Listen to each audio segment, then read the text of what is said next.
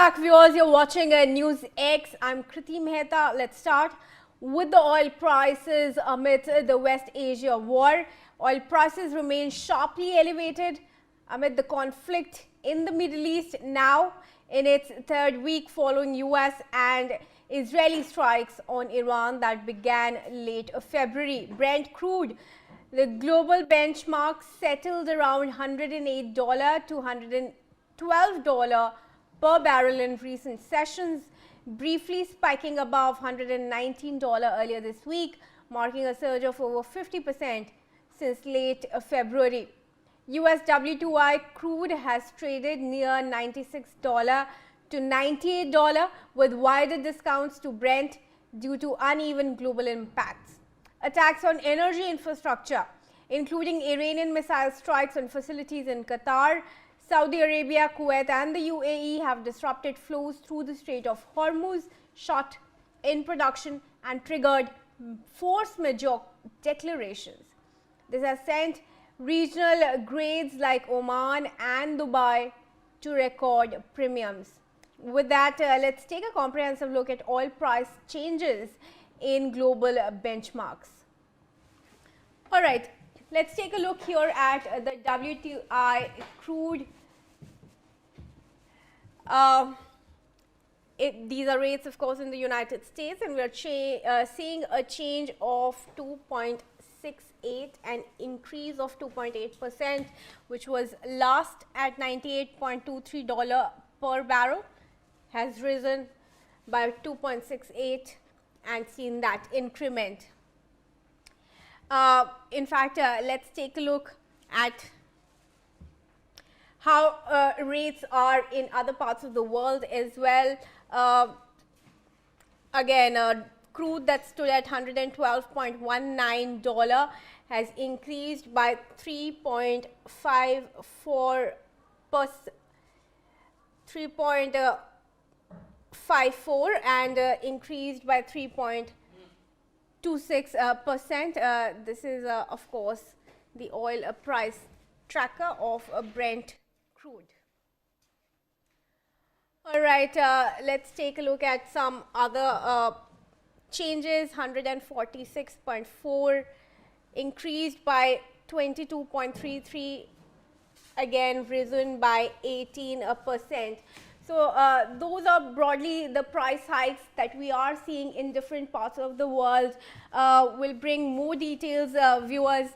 But for now, let's go across to our guests. Joining me now in this discussion is Rajat Mishra, who's an economist with us in the conversation here.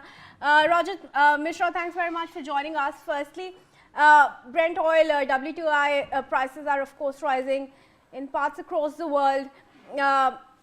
What's your reading? Is there a time in near vision when prices are going to stabilize?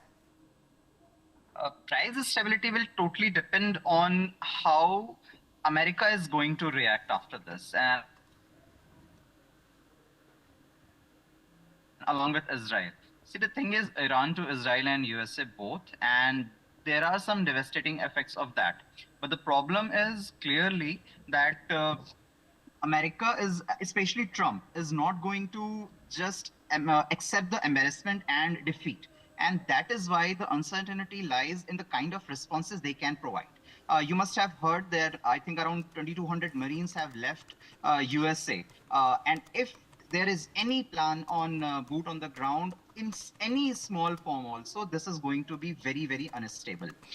If you look at the gases, right, in that scenario, for Qatar and Oman, the gas production will be closed for almost 4 to 5 years. Like, it will take almost 5 years to go back to the normal production. For Iran, it will be much easier. I think within 4 to 6 months, they can go back to their production. In that situation, you cannot expect any sort of stability on oil prices and also on gas prices.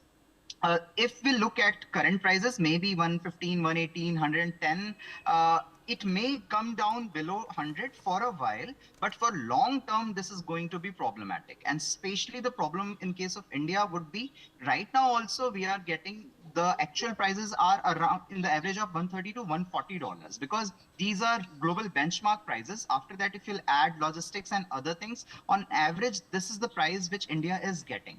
And the IIP data, which we have received, I think, day before yesterday or yesterday, we have seen in January January and February, the crude oil production which we generate and export, that has decreased drastically. Now, if you add all of these challenges, the IIP and GDP growth for India is going to be a very, very big challenge. This is what we have to say. All right, sure. Rajat, how do you see India really coping up to meet this supply disruption in the interim? Of course, there are two tankers also on the way to India. But for now, what is it that Indian government can do as far as diversifying energy imports is concerned? India has already mentioned that for crude oil, they have diversified it, and almost 70% of crude oil now, which they are getting, is not from Strait of Hormuz. So that can be a good start. But with gases, first of all, it is going to take time. See, there are options.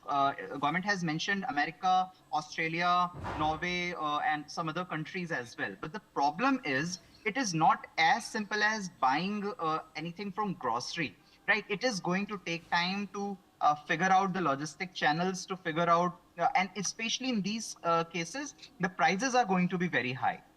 So diversification is definitely needed. Strategic petroleum reserves and gas reserve, which we do not have, but China has abundantly. We need to have that too. And one thing which is again a long-term solution is going to be renewable energy, where we have to focus a lot. But right now, diversifying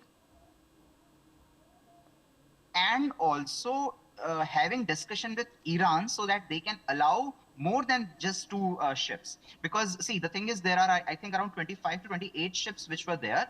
Two or three have been released, but then again 20 plus ships are there which are carrying either crude or Indian gas. Right? That is need to be. Delivered at least to India as soon as possible, and we have to have discussions with Iran regarding this.